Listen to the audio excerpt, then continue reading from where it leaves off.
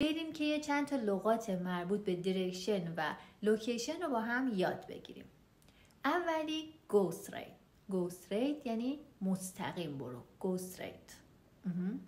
یا اینکه turn right، بپیچ به راست. راست من چپ شماست، حواستون باشه. turn right، بپیچ به راست. turn left، بپیچ به چپ. turn back، دور بزن. turn back، دور بزن.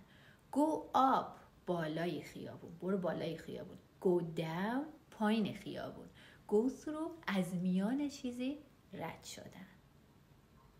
on the right، سمت راست. on the left، سمت چپ. between، بینه. between، بینه. next to، کناره. behind، پشته. in front of، روبرویه. around the corner، نبش گوشه.